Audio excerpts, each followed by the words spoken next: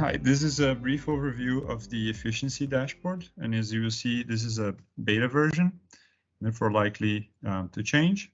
This dashboard is intended to aggregate the various efficiency results from the various work streams under the efficiency agenda.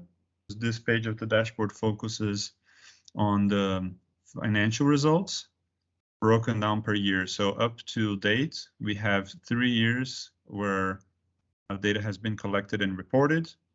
The current status is that we sit at 195 million, and this visual is broken down by the various different work streams.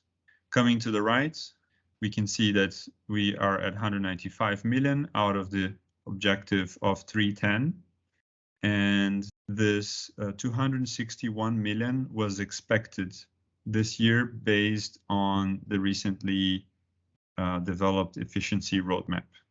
So on the far right, we can see the different work streams, their associated results at the top, and their associated roadmap targets. So we can track progress individually. The visuals of the dashboard are interactive, so they can be filtered by clicking.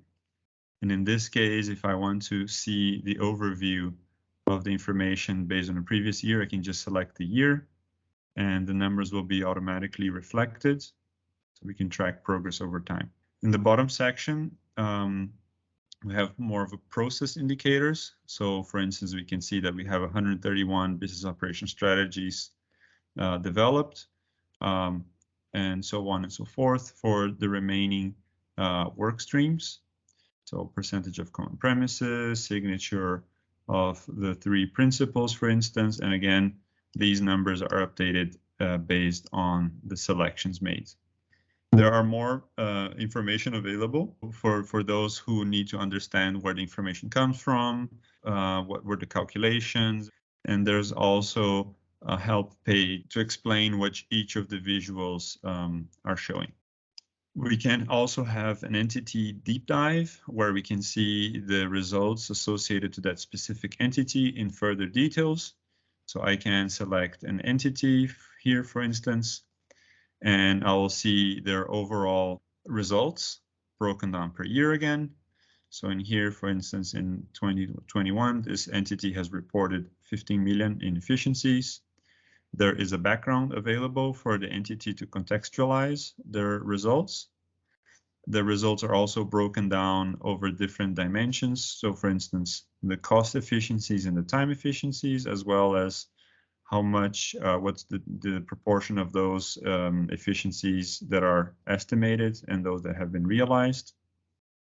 And lastly, on the bottom left, we can see all of the initiatives that have been reported. What are the quality groups associated to those initiatives? So in here we can see a concentration on process optimization, digitalization, and client satisfaction, and also on knowledge management and coordination. Of course, making different selections will update those results relevant to that entity. Again, there are more information available on the data being provided, as well as a help page to help the user understand the data presented. And lastly, on the progress achieved tab, we have a table with all of the indicators that are tied to various sources. So for instance, the various QCPRs, we have historical information, we have trends and targets and current results, as well as whether the status is on track or not. There are also relevant links that will tie it to where the information comes from. And there are additional filters available to help the users make selections. There are, of course, different indicators through time, but all of the information is captured in this dashboard.